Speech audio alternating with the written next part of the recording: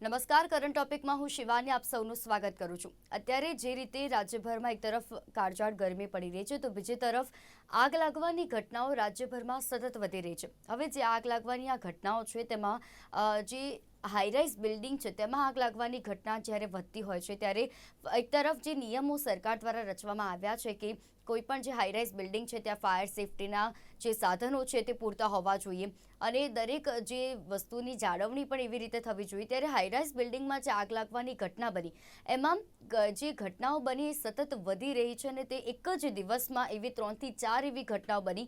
સૌપ્રથમ સુરતના હાઈરાઇઝ બિલ્ડિંગમાં જે આગ લાગવાની ઘટના બની, ત્યારબાદ બીજી ઘટના બની અમદાવાદના ખોખરામાં. અમદાવાદના ખોખરામાં જે ઘટના બની આગ લાગવાની તેમાં આગથી બચવા માટે લોકો પોતાના જીવ જોખમમાં મૂકીને પણ બહાર નીકળવાનો પ્રયત્ન કર્યો અને એમાં એક મહિલાનો વિડીયો આપણને સ્પષ્ટ દેખાતો નજરે પડે છે કે એક મહિલા પોતાનો જીવ જોખમમાં મૂકીને પોતાના 2 બાળકને પહેલાં તો એ જે લોબી હતી લોબીમાંથી નીચે અન્ય વ્યક્તિઓ જે છે તેમને પાસ કરવાનો પ્રયત્ન કરે છે અને બાળકને તે રીતે બચાવી લે છે. ત્યારબાદ મહિલા તે લોબીમાંથી પોતે આવી રીતે કૂદીને પોતાનો જીવ બચાવવાનો પ્રયત્ન કરે છે. હવે આમાં મહિલા અને બાળકો સહી સલામત બચી જાય છે અને ફાયર વિભાગ દ્વારા પણ 18 લોકોના જીવ બચાવી લેવાય છે. પરંતુ જો આ મહિલાનો જીવ જોખમમાં મુકાઈ ગયો હતો અને આ પ્રયત્ન ફક્ત એક મહિલા નથી કર્યો પરંતુ આ જે ઘટના છે આવી એવી કેટલી ઘટના હોય છે કે જેમાં પોતાનો જીવ લોકો જોખમમાં મૂકીને પોતાનો જીવ બચાવવાનો પ્રયત્ન કરતા હોય છે. એટલે જીવ જોખમમાં મૂકીને જીવ ના બચાવવો જોઈએ કારણ કે જે ફાયર વિભાગ છે તેમના દ્વારા આ પ્રયત્નો કરવામાં આવતા હોય છે. ફાયર વિભાગ દ્વારા લોકોને બચાવવાની કામગીરી કરાતી હોય છે. તેમનું પૂરેપૂરું તે 100% આપતા હોય છે કે લોકોના જીવ બચી જાય. આપણે જ્યારે જીવ જોખમમાં મૂકીને આપણો જીવ બચાવીને તેમાં જો કોઈ વસ્તુ થઈ ગઈ અથવા આપણે જે કોઈ એવી રીતે ઈજા પહોંચી ગઈ તો તેના માટે જવાબદાર કોણ? જે રીતે તક્ષશિલા પણ થયું તેમાં પણ બાળકો જે રીતે કૂદ્યા હતા નીચે, કેટલાય તેમાં તેમને જોખમ ઉઠાવીને નીચે કૂદ્યા તેમાં કેટલાયને ગંભીર ઈજાઓ પહોંચી હતી અને આ ઘટનામાં મહિલાને પણ એ ગંભીર ઈજાઓ પહોંચી શકતી હતી પરંતુ ત્યાં ઉપસ્થિત જે પુરુષો હતા તેમના દ્વારા તે બચાવ કરવામાં આવ્યો અને રેસ્ક્યુ કરી લેવામાં આવ્યું. ત્યારે આગ આવી રીતે લાગતી હોય છે હાઈરાઇઝ બિલ્ડિંગમાં કે કોઈ પણ જગ્યાએ, ત્યારે લોકોએ કઈ સાવચેતી રાખવી જોઈએ, કઈ રીતે પોતાના બચાવની કામગીરી કરવી જોઈએ અને જ્યારે આગ લાગે છે ત્યારે કઈ કઈ આપણે વસ્તુ ધ્યાનમાં રાખવી જોઈએ. આ તમામ વિશે આજે આપણે વાત કરીશું અને આપણી સાથે ચર્ચામાં જોડાયા છે એસબી જાડેજા એટલે કે સ્વસ્તિક જાડેજા સર કે જેઓ ડીએફઓ છે અમદાવાદ ફાયર બ્રિગેડના. સ્વસ્તિકજી, સ્વાગત છે આપનો કાર્યક્રમમાં. સાથે જોડાયા છે પંકજ ધારકર કે જેઓ ફાયર સેફટી એક્સપર્ટ છે. પંકજજી, સ્વાગત છે આપનો કાર્યક્રમમાં. સ્વસ્તિકજી, જ્યારે આ આગની ઘટના જે ખોખરામાં બની કે જેમાં આ મહિલા દ્વારા પોતાના બાળકને બચાવવાનો પ્રયત્ન કરવામાં આવે છે અને ત્યારબાદ તે પોતે પણ પોતાનો જીવ જોખમમાં મૂકીને પોતાનો જીવ બચાવે છે. આવી એક ઘટના નથી પરંતુ એવી કેટલી ઘટનાઓ હોય છે કે જ્યારે પોતાનો જીવ જોખમમાં મૂકીને કશું પણ વિચાર્યા વગર લોકો કૂદી જતા હોય છે અથવા એવી રીતે પ્રયત્ન કરતા હોય છે કે પોતાનો જીવ તે બચાવી લે. આગથી બચવું જરૂરી છે, આગથી બચાવવું જરૂરી છે, પરંતુ જીવને જોખમમાં મૂકીને આના વિશે શું કહેશો આપ?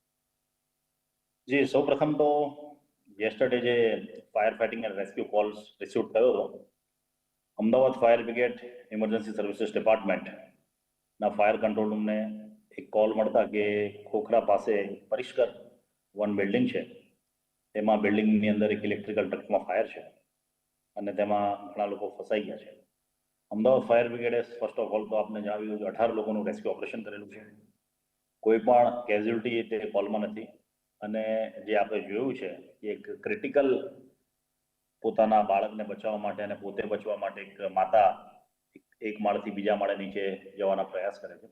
એ ખરેખર ખૂબ જ ડેન્જરસ છે, ખૂબ જ ચેલેન્જિંગ છે, ખૂબ જ ટફ છે. પણ પરિસ્થિતિ એવી હોય છે કે અમારું જે ઓબ્ઝર્વેશન છે, એક્સપિરિયન્સ છે, એ જ્યારે પણ ફાયર થાય છે તેની અંદર ફ્લેમ અને હીટ અને સ્મોક આ ત્રણનું એટલું ડેન્જરસ કોમ્બિનેશન છે કે તેનાથી બચવા લોકો જમ્પ કરે છે. પણ તેનાથી બચવા માટે જો ઇમરજન્સી રેસ્ક્યુ ટેકનિક્સની બેઝિક ટ્રેનિંગ લીધેલી હોય, જેમ કે તે જ ઘરની અંદર આગ લાગી છે અને આસપાસના જે સ્ટેરકેસ છે ત્યાં ધુમાડા ફસાઈ ગયા હોય છે, તો પોતાના રૂમાલને, હેન્ડકરચીફને કે કોઈ પણ કપડાને પાણીમાં ભીગોવીને જો લપેટવામાં આવે મોઢાની આસપાસમાં તો સ્મોકમાંથી ઇઝીલી તમે પસાર થઈ શકો છો. પણ તે ચેલેન્જીસ જે છે, ઇવેક્યુએશન જે છે, એ પેલું જે ડેન્જરસ ટેકનિક્સથી એક માળથી બીજા માળને જે જમ્પ કર્યો છે એમાં એર્ગોનોમિક્સ ઘણા ડેમેજ પણ થઈ શકે છે, ઘણા આપણા શરીરના અંગો પણ ડેમેજ થઈ શકે છે, કોઈનું મૃત્યુ પણ થઈ શકે છે. એટલે એક રિસ્ક લઈને એમણે પોતાનો જીવ બચાવ્યો છે. ઠીક છે, ભગવાનની મહેરબાનીથી જીવ બચી ગયો છે, પણ બીજી પણ ઘણી બધી ઇમરજન્સી રેસ્ક્યુ ટેકનિક્સથી તે લોકો પોતાનો જીવ બચાવી શકે. તેની બેઝિક પ્રોપર ટ્રેનિંગ, એક તો ફાયર પ્રિવેન્શન અને ઇમરજન્સી સર્ચ એન્ડ રેસ્ક્યુ ઓપરેશનની ટ્રેનિંગ નજીકના ફાયર સ્ટેશન ઉપર સંપર્ક કરીને તે લોકો લઈ શકે છે. તે મારો સંદેશ છે અમદાવાદની જનતાને. જી બિલકુલ. પંકજજી, જે રીતે આગની ઘટનાઓ અત્યારે સતત વધી રહી છે રાજ્યભરમાં, અત્યારે જે હાઈરાઇઝ બિલ્ડિંગમાં ખાસ આગ લાગે છે, ફાયર સેફટીના તમામ સાધનો હોય છે, ત્યારે એક ફાયર એક્સપર્ટ તરીકે આપ શું સલાહ આપવા માંગો છો કે જે લોકો જે છે કે જે આગમાં પોતાનો જીવ જોખમમાં મૂકીને પોતાનો જીવ બચાવવાનો પ્રયત્ન કરે છે તે માટે? गुड आफ्टरनून मैडम, मैं अभी कलकत्ता में हूँ। मैंने कल ही रात को जो अहमदाबाद में खोखरा में इंसिडेंस हुआ देखा और काफी शॉकिंग था। और जो विजुअल्स थे वो और भी शॉकिंग थे। जैसा कि आपने बताया, एक महिला अपने बच्चों के लिए पहले बचाने की कोशिश की। मुझे ऐसा लगता है जिस तरह का हमारा पूरे स्टेट में बिल्डिंग का प्रोफाइल चेंज होते जा रहा है। अभी हाई राइज बिल्डिंग्स पहले 70 मीटर की थी, अब 90 से 110 मीटर तक होने वाली है। तो इसमें जब हम हमारे जैसे कंसल्टेंट जो बिल्डिंग की फायर फाइटिंग सिस्टम्स को डिजाइन करते हैं, फायर फाइटर्स और जो हमारे जाडेजा साहब का डिपार्टमेंट है जो दिन रात काम कर रहा है आपको बचाने के लिए, तो मेरे को ऐसा लगता है ये किसी एक की रिस्पॉन्सिबिलिटी नहीं हो सकती है। हर डेवलपर जो बिल्डिंग बना रहा है उन्हें नेशनल बिल्डिंग कोड का, हमारे गुजरात के बायलॉज का ध्यान रखना है। हमारे जैसे डिजाइनर्स को ये देखना है कि वो बराबर इम्प्लीमेंट हो। और इससे ज्यादा जवाबदारी जो बनती है वो बनती है हमारे जो रहने वाले लोग हैं, उनको भी उतना ही ट्रेनिंग की जरूरत है। क्योंकि आज यदि आप देखें तो शाम का ट्रैफिक कैसा हो गया है। यदि आपको फायर इंसिडेंट्स का रिपोर्टिंग भी होता है किसी भी फायर डिपार्टमेंट में, तो उनको कम से कम कम से कम हेलो, उनको कम से कम आधे घंटे से पौना घंटा लग सकता है शाम के समय पे। और ये बहुत ही चिंता का विषय है। तो मेरे ख्याल से हर हाई राइज में या किसी भी बिल्डिंग में रहने वाले जो ऑक्यूपेंट्स हैं उनको भी ये बराबर ट्रेनिंग होना चाहिए। क्योंकि कोई भी फायर होगा तो पहले आधे घंटा बहुत क्रिटिकल होता है और ये केवल ऑक्यूपेंट्स ही लड़ सकते हैं। बाद में आके फायर डिपार्टमेंट तो आपको मदद करेगा ही। ये तो हमको निश्चिंत होना चाहिए कि हमारा गुजरात का फायर डिपार्टमेंट काफी सक्षम में आएगा। मगर वो जो आधे घंटे का समय है, यदि हर लेवल पे रहने वाले लोग इसमें नहीं जानते हो कि किस तरह से फायर के इक्विपमेंट का उपयोग किया जाए, बिकॉज ये तो मैं मानता हूँ कि हर हाई राइज बिल्डिंग जो बन रही है उसके फायर के इक्विपमेंट भी मेंटेन होना चाहिए। उनको सोसाइटी को ये भी देखना है कि ये सारे इक्विपमेंट मेंटेन्ड हो, ताकि किसी भी ऐसे इंसिडेंट के समय हम उसका उपयोग करके उसको आग बुझाने में मदद कर सके। और उसके साथ में हमारा ये एक्सपीरियंस है कि हमारे सोसाइटी की तरफ से भी, हमारी एफएसआई की तरफ से भी, हम जब ट्रेनिंग देने जाते हैं तो लोग ये समझ के चलते हैं कि मेरे बिल्डिंग में तो कभी फायर होगी ही नहीं, या मेरे से इसको क्या फर्क पड़ता है। वो खुद ट्रेनिंग लेने आते नहीं है।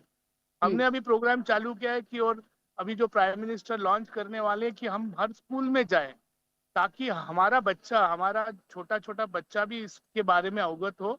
और ये बहुत इंपॉर्टेंट प्रोग्राम होने वाला है। शायद वो बच्चे ही अपने माँ बाप को सिखा दे। क्योंकि यदि आप हाई राइज में रहते हैं तो आपको पहले आधे घंटे तो लड़ने की क्षमता चाहिए ही।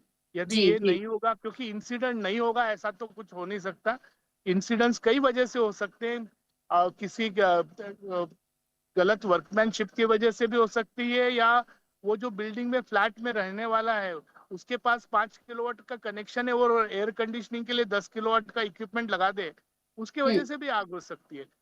आग के रीजन कई भी हो सकते हैं, इंसिडेंट्स हो सकता है, हम उसको कम कर सकते हैं, पर ये सारी मैनमेड चीजें ही हो सकती है। हमें ये देखना है सोसाइटी में, हमारे पूरे समाज में किस तरह से फायर और सेफ्टी का अवेयरनेस बढ़े। हमारा बच्चा भी ये जानना चाहिए उसमें। और पर्टिकुलरली जो हाई राइज में रहते हैं, मेरा ये मानना है कि हर ऑक्यूपेंट को इससे लड़ने की क्षमता चाहिए। જી જી બિલકુલ પંકજજી, આપની પાસે આવીશ. આપ આપની પ્રેમ ખાલી સહેજ ડિસ્ટન્સ રાખજો જેથી આપનો ફેસ દેખાઈ રહે. સ્વસ્તિકજી, આપની પાસે આવીશ કે જે રીતે અત્યારે આગની ઘટનાઓ આ વધી રહી છે અને તેમાં લોકોના જીવ જે જોખમમાં મુકાતા હોય છે, ત્યારે કેવા પ્રકારની ટ્રેનિંગ લોકોએ લેવી જોઈએ? કારણ કે બેઝિક પ્રાથમિકતા એક આવડવી જોઈએ કે પોતે જ્યારે આગમાં ફસાય છે તો પોતાનો જીવ કઈ રીતે બચાવવો, બીજાને કઈ રીતે મદદ કરવી, આવી ટ્રેનિંગ પણ ફાયર વિભાગ દ્વારા અગાઉ આપવામાં આવી હતી. તો કઈ રીતે લોકોએ એ ધ્યાન રાખવું જોઈએ?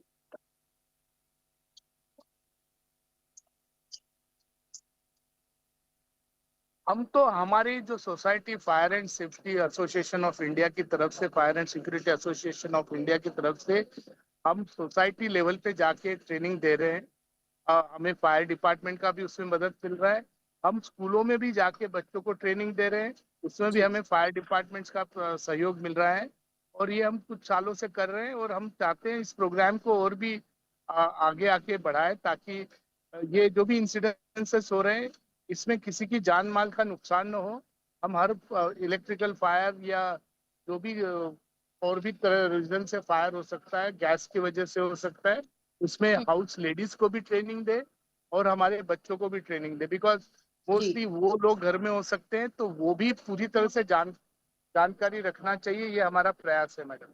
બિલકુલ. સ્વસ્તિકજી, આપ શું કહેશો કે અત્યારે જે ફાયર વિભાગ દ્વારા જે કામગીરી કરવામાં આવે છે અને તેમના દ્વારા ઘણી જગ્યાએ જે સરાહનીય કામગીરી કરવામાં આવતી હોય છે અને ફાયર વિભાગ દ્વારા હંમેશા લોકોને બચાવવા માટે પ્રયત્ન કરવામાં આવતો હોય છે અને લોકોના જીવ પણ બચાવતો હોય છે, પરંતુ તેમ છતાં પણ લોકો દ્વારા કારણ કે એ સ્વાભાવિક છે કે એ સમયે પોતે શું કરવું તે કશું સૂચતું નથી ને આવી જ્યારે ઘટના બને ત્યારે પોતે પણ તેમને પણ એમ ખ્યાલ હોય છે કે ક્યારે પોતાનો જીવ કોઈ બચાવે. તો ત્યારે આ પ્રકારે ઉતાવળમાં લીધેલો કોઈ પણ નિર્ણય તેમના જીવ માટે જોખમનું કારણ બની શકે છે. તો એ લોકોએ કેવી સાવચેતી રાખવી જોઈએ? જી, અમદાવાદ શહેરની તમામ જનતાને હું આપના જીટીપીએલ દ્વારા એક સંદેશ આપું છું.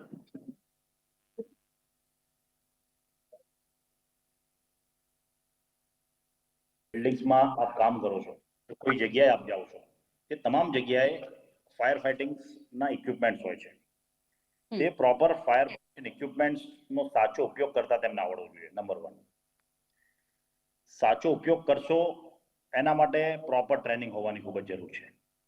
પ્રોપર ટ્રેનિંગ માટે અમદાવાદ ફાયર બ્રિગેડના જે લોકલ 19 ફાયર સ્ટેશન છે, જે પણ આસપાસમાં પડતા હોય, તે ફાયર સ્ટેશનમાં આપણે નજીકમાં જઈને તેમનો કોન્ટેક્ટ કરી શકીએ છીએ. આપણા સ્ટેશન ઓફિસર છે નજીકના, એમનો કોન્ટેક્ટ કરી શકીએ છીએ. ઇમરજન્સી પ્રિપેર્ડનેસની ટ્રેનિંગ ખૂબ જ જરૂરી છે કે કોઈ પણ બિલ્ડિંગમાં ફાયર રિસ્ક હોય ત્યારે તેને ધ્યાનમાં લઈને મારી બિલ્ડિંગ્સમાં કેટલા ફાયર પ્રોટેક્શન ઇક્વિપમેન્ટ્સ છે, તે ઇનફ છે કે નહીં, તે પ્રોપર છે કે નહીં, તેનું સેલ્ફ ઓડિટ, તેની basic fire safety awareness training, basic fire rescue drill, fire protection system લગાવી દીધી, ફાયર એનઓસી લઈ લીધી, એ પછી આપણો રોલ શું? એ પછી આપણો મહત્વનો રોલ છે 24/7 મારી ફાયર પ્રોટેક્શન સિસ્ટમ મેન્ટેન હોવી જોઈએ. મેન્ટેનન્સ ખૂબ જ જરૂરી છે. ઓપરેશન એન્ડ મેન્ટેનન્સ પછી જે દિવસે આગ લાગે તે દિવસે ફાયર પ્રોટેક્શન સિસ્ટમ ચાલતી નથી. કેમ નથી ચાલતી? કારણ કે મેન્ટેન નથી. મેન્ટેન કેમ નથી? કે એનું ઓપરેશન નથી. O&M એને આપણે કહી શકાય, ઓપરેશન એન્ડ મેન્ટેનન્સ પોલિસી. દરેક બિલ્ડર્સ, ટાઉન પ્લાનિંગ ડિપાર્ટમેન્ટ, દરેક આર્કિટેક્ટ્સ, દરેક MEP કન્સલ્ટન્ટ, તમામ લોકોની પાસે O&M પોલિસી હોવી જોઈએ કે ભાઈ મારા ફાયર પ્રોટેક્શન સિસ્ટમનું O&M પોલિસી શું છે? Operation and maintenance policy. Operation and maintenance પોલિસીની સાથે જ હું ટ્રેનિંગ ઉપર ફોકસ કરીશ, ટ્રેનિંગ અને ડ્રિલ ઉપર. કે આપણા ફાયર પ્રોટેક્શન સિસ્ટમ આપણે લિફ્ટનો ઉપયોગ ના કરવો જોઈએ ઇમરજન્સીમાં, આપણને ખબર હોવી જોઈએ. ઇમરજન્સી સ્ટેરકેસનો ઉપયોગ ખાસ કરીને કરવો જોઈએ, તે ઓબ્સ્ટ્રક્શન ફ્રી હોવા જોઈએ, તે આપણને ખબર હોવી જોઈએ. કાલની જે ઘટનામાં તમે જોયું છે કે સ્મોક જે છે એ સ્ટેરકેસમાં આવી રહ્યો છે, સ્ટેરકેસમાં ના આવવું જોઈએ. સ્મોક જે હંમેશા વાતાવરણમાં ખુલ્લી હવામાં જવું જોઈએ. નિયમ આ છે. HVAC ના જે એક્સપર્ટ છે ધારકરજી આપને કહેશે કે કોઈ પણ જગ્યાએ બિલ્ડિંગમાં આગ લાગે, બેઝમેન્ટમાં આગ લાગે કે કોઈ પણ ફ્લોરમાં આગ લાગે, તો તમામ સ્મોક ચીમની ઇફેક્ટથી ઉપર હવામાં જવું જોઈએ. તેનો એક બેઝિક રૂલ છે. એટલે જેટલા બી ઇલેક્ટ્રિકલ ડક્ટના એન્જિનિયર છે, સિવિલ એન્જિનિયર છે, મિકેનિકલ એન્જિનિયર છે, HVAC એન્જિનિયર છે, આ તમામ લોકોને મારો એક સંદેશ છે કે ભાઈ તમે પ્રોપર ફાયર સેફ ડિઝાઇન કરો. એક ખાલી સારી બિલ્ડિંગ દેખાતી હોય પણ એમાં ફાયર સેફ્ટી ના હોય, ફાયર સેફ બિલ્ડિંગ એને ના કહી શકાય. ફાયર સેફ બિલ્ડિંગ એને કહી શકાય કે તમારા બિલ્ડિંગમાં આગ જ ના લાગવી જોઈએ, અને આગ લાગે તો તે તરત જ કંટ્રોલ થઈ જવી જોઈએ. ફાયરનો જે સ્મોક છે તે તરત જ ચીમની ઇફેક્ટથી હવામાં જતો રહેવો જોઈએ. તે નિયમ છે. બિલકુલ. પંકજજી, જ્યારે ઉતાવળમાં આ પ્રકારે નિર્ણય લેવામાં આવે છે એટલે લોકો જ્યારે જીવ બચાવવાનો પ્રયત્ન કરતા હોય છે, ત્યારે ખાસ એવી કયા એવા પ્રાથમિક પોતાને લીધેલી જે ટ્રેનિંગ છે તે ઉપયોગ કરવી જોઈએ, અને જ્યારે આગ લાગે ત્યારે લોકોએ જે સાવચેતી રાખવાની તો આપણે વાત કરી, પરંતુ કયા એવા મહત્વના પગલાં છે કે જે ભરવાથી પોતાનો જીવ બચી શકાય છે, અને પ્રાથમિક માહિતી તમામ લોકોને હોવી જરૂરી છે. જેમ ભૂકંપ આવે તો ઘણા લોકો એમ કહે છે કે ટેબલ નીચે જતું રહેવું, અથવા કોઈ પણ એવા જે ફર્નિચર છે તમારું અથવા ઘરની બહાર નીકળીશું, એટલે એવા કયા પગલાં છે કે જેમાં આગ લાગી ત્યારે સાવચેતીના ભાગે આપણે એ કરી શકીએ? जो कल की आग थी और कई जो हमने इंसिडेंसेस देखे हैं, ये बेसिकली इलेक्ट्रिकल फायर्स के वजह से हुए हैं। और इलेक्ट्रिकल फायर लगने के कई कारण हो सकते हैं। शॉर्ट सर्किट हो सकता है, यदि कोई ओवरलोड हो गया है सिस्टम, अर्थिंग के वजह से हो सकता है, कई रीजन है इसके। और इसलिए इसका रेगुलर ऑडिट होना उस बिल्डिंग के सब सिस्टम्स का बहुत जरूरी है। और यदि वो, जैसा कि जाडेजा जी ने बताया कि मेंटेनेंस बहुत इंपॉर्टेंट एस्पेक्ट है, जो यदि हम करते रहेंगे तो शायद इंसिडेंस से जान माल का खतरा कम हो सकता है। मैं ये मानता हूँ कि इंसिडेंसेस डेवलप कंट्रीज में भी हुए हैं। दुबई में भी इतना फायर सेफ्टी का ध्यान रखते हुए भी इंसिडेंट्स होते हैं। जी। लंदन में भी आपने देखा 3 साल 4 साल पहले बहुत खतरनाक फायर लगी जिसमें 86 लोगों की मौत हो गई। पर आई थिंक बहुत इंपॉर्टेंट ये है कि हमारी सिस्टम्स को काम करना चाहिए, हमें ये अवेयरनेस पैदा करना चाहिए, ये हर किसी के दिल से निकाल देना चाहिए कि इसके घर में कभी आग नहीं लग सकती है। आज हमारे यहाँ सेंट्रलाइज गैस सिस्टम भी हुई है। दूसरा रीजन वो भी हो सकता है कि कुकिंग गैस से भी आग लग सकती है, और लगी भी है पिछले कई दिनों में। तो ये सारी जो छोटी छोटी चीजें यदि हम ध्यान देंगे तो शायद इंसिडेंसेस कम होंगे। और यदि फायर फाइटिंग सिस्टम्स का मेंटेनेंस हो और यदि जागरूकता पैदा की जा सके हर समाज में और पर्टिकुलरली हाई राइज में, तो मुझे लगता है कि हम काफी चीज तक हम काम ये इंसिडेंसेस को कम कर सकते हैं। और जी। हमेशा मैं ये मानता हूँ कि हर बिल्डिंग जो बन रही है, हम्म। हर जो शॉपिंग मॉल्स बन रहे हैं, हर जो प्लेइंग एरियाज बन रहे हैं, वो नेशनल बिल्डिंग कोड के और हमारे गुजरात के बायलॉज को ध्यान में रखते हुए यदि बनाए जाएंगे, जो कि रिस्पॉन्सिबिलिटी बनती है हमारे जागरूक बिल्डर्स की, तो मुझे लगता है कि हम काफी हद तक ये चीजों को कंट्रोल कर सकेंगे। સ્વપ્નજી, મોટા ભાગે અત્યારે આ હાઈરાઇઝ બિલ્ડિંગમાં આગ લાગવાનું કારણ શું હોઈ શકે? કારણ કે અત્યારે જે ગરમી વધી રહી છે એટલે ઘણા લોકો ઘરના એસી જે છે એસીમાં પણ આ જે બ્લાસ્ટ થતો હોય છે, એટલે ઘણા બધા કારણો જવાબદાર છે, પરંતુ મુખ્ય એવા કયા કારણો છે કે જેને કારણે આ જે આગ હોય છે તે લાગતી હોય છે? જી, અમદાવાદ શહેરની વાત કરીએ તો high rise buildings day by day increase થતા જાય છે. ઇન્ડસ્ટ્રીયલ સેગમેન્ટ છે આપણી પાસે, વડવાના રોડ, ઓડાઉટ, જીઆઈડીસી, એટલે અમદાવાદ સિટી એક ફાયર રિસ્ક એરિયા તો ગણી શકાય આપણે. ફાયર રિસ્કનું ઓડિટ કરવા જઈએ તો સૌથી મોટો ચેલેન્જીસ છે આપણો electrical short circuit, electrical fault, chemicals છે, ગેસ છે, પબ્લિક ઓક્યુપન્ટ્સ જ્યાં જ્યાં પણ છે ત્યાં કોઈ પણ ફર્નિચર્સની ઇન્ક્રીઝમેન્ટ વધી રહ્યું છે. આ બધું અમારી લેંગ્વેજમાં ફાયર લોડ કેલ્ક્યુલેશન છે, ફાયર રિસ્ક લોડ કેલ્ક્યુલેશન. એને ધ્યાનમાં રાખીને ઇલેક્ટ્રિકલ લોડ હોય છે, વોટર હાઇડ્રોલિક્સ હોય છે, એટલે કે તમામ બિલ્ડિંગ્સની અંદર અને ઇન્ડસ્ટ્રીઝની અંદર આ જેટલા પણ કમ્બસ્ટિબલ મટીરિયલ છે, ફ્લેમેબલ લિક્વિડ છે, ફ્લેમેબલ મટીરિયલ છે, તેનો હંમેશા ઇન્ક્રીઝ થતા હોય છે. તેની સામે પ્રોટેક્શન ઇક્વિપમેન્ટ જે ધારકજીએ વાત કરી તે ફૂલ્લી મેન્ટેન હોવા જરૂરી છે. અને ફાયર પ્રોટેક્શન સિસ્ટમ્સ જો ફૂલ્લી મેન્ટેન હશે તો એ ઓપરેશનલ થશે અને ફાયર ફાઇટિંગ કરી શકીશું. ઇમરજન્સી ઇવેક્યુએશનમાં મોટો ચેલેન્જ જોવા મળી રહ્યો છે કે ભાઈ સ્ટેરકેસની અંદર આપણે ગમે તે વસ્તુઓ ફિટ કરી દેતા હોય છે. ખરેખર સ્ટેરકેસ ફ્રી હોવા જોઈએ, કારણ કે ઇમરજન્સીના સમયે આપણે લિફ્ટનો ઉપયોગ નથી કરવાના, ઇમરજન્સીના સમયે આપણે સ્ટેરકેસનો ઉપયોગ કરવાનો છે.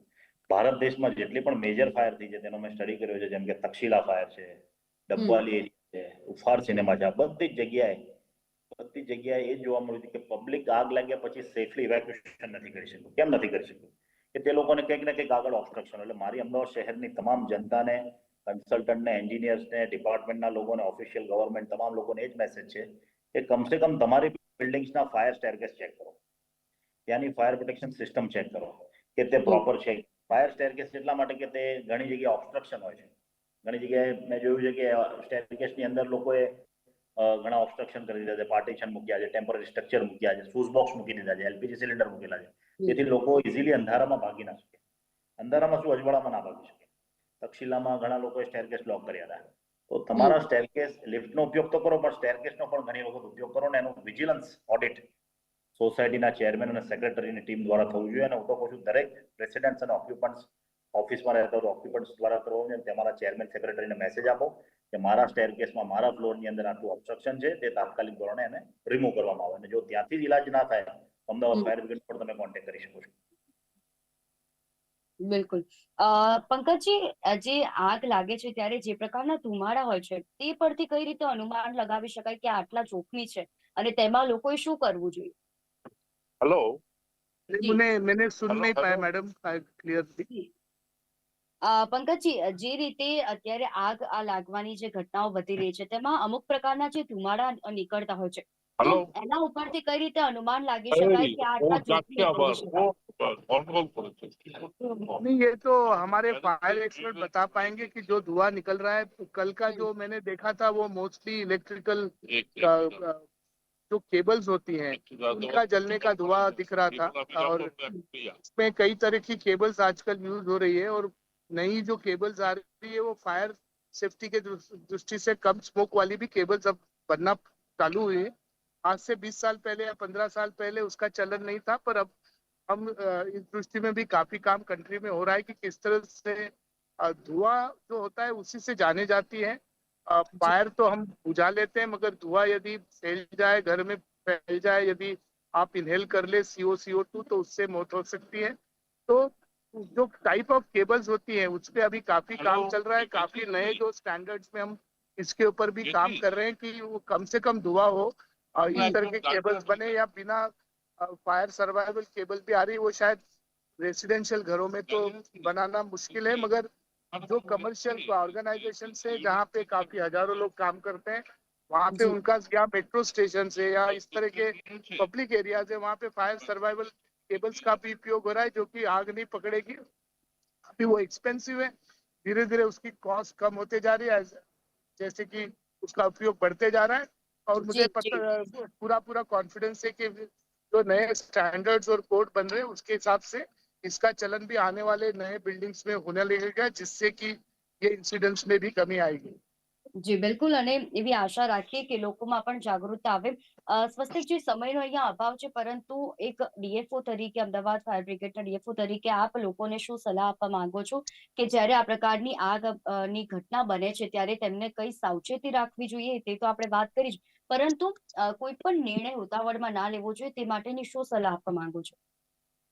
જી, Ahmedabad fire brigade as a divisional fire officer તરીકે હું એક જ સલાહ આપીશ લોકોને કે તમારા બિલ્ડિંગમાં બને એટલું ઓછું ફાયર રિસ્ક મટીરિયલ્સ રાખવામાં આવે અને ફાયર રેઝિસ્ટન્ટ મટીરિયલ્સ રાખવામાં આવે. Fire risk materials it means આગની સળગે અને તેને મદદ કરે એ પણ ઝડપી રીતે એવું materials, it's called fire combustible materials, fire risk. અને fire resistant materials it means કે આગને રોકી શકે એવું મટીરિયલ્સ, આગને વધતું રોકી શકે તેવું materials, it's called fire resistant materials. તેવા ઘણા બધા ફાયર રેઝિસ્ટન્ટ ડોર્સ પણ આવી ગયા છે. આજે ફર્નિચર ઇન્ટિરિયર ડિઝાઇનરને ખાસ સમજવાની જરૂર છે કે ફાયર રિસ્ક મટીરિયલ્સ બને એટલું ઓછું રાખે, ફાયર પ્રોટેક્ટ મટીરિયલ્સ જે છે, ફાયર રેઝિસ્ટન્ટ મટીરિયલ્સ વધુ રાખે. કારણ કે અત્યારે અમારો સૌથી મોટો ચેલેન્જ છે ફાયર લોડ કેલ્ક્યુલેશન. અમે કોઈ પણ જગ્યાએ ફાયર ફાઇટિંગ કરવા જઈએ છીએ, રેસ્ક્યુ ઓપરેશન કરવા જઈએ છીએ, કોઈ પણ જગ્યાએ એક્શન કરીએ છીએ, સૌથી મોટો ચેલેન્જ ફર્નિચરમાં આવે છે. ફર્નિચરને જો ફાયર લોડ કંટ્રોલ કરવામાં આવશે તો ઘણું બધું થઈ શકશે. બીજો મારો સજેશન છે, ઇમરજન્સી ઇવેક્યુએશન રૂટ ક્લિયર હોવા જોઈએ, ઇમરજન્સી એક્ઝિટ રૂટ ક્લિયર હોવા જોઈએ. ફાયર ડિટેક્શન અને એલાર્મ સિસ્ટમ્સ લગાવી તો દઈએ છે પણ એ બંધ હોય છે, તે ચાલુ હોવી જોઈએ હંમેશા 24/7. એનું વિજિલન્સ ઓડિટ કરવાની ખૂબ જ જરૂર છે સોસાયટીના ટીમ દ્વારા. નંબર 1. જી બિલકુલ સ્વસ્તિકજી, અને એટલા જ માટે કદાચ કહી શકાય કે લોકોએ અહીંયા જાગૃત રહેવાની જરૂર છે. તે જ તો જ આ પ્રકારની જે ઘટનાઓ છે તેમાં જો પોતાના જીવ બચાવવા હશે તેના માટે એની પ્રાથમિકતા આપણે જાળવવી પડશે કે એના કયા એવા ઉપાયો છે, કઈ એવી રીતે સાવચેતીના પગલાં છે કે જે લેવાથી આપણો જીવ આપણે બચાવી શકીએ. સ્વસ્તિકજી, પંકજજી, આપ બંને અમારી સાથે આ ચર્ચામાં જોડાયા તે બદલ આપ બંનેનો આભાર. Thank you. તો કરંટ ટોપિકના કાર્યક્રમમાં હાલ બસ આટલું જ. ફરી મળીશું આ વિષયની સાથે. ત્યાં સુધી રજા આપશો. નમસ્કાર.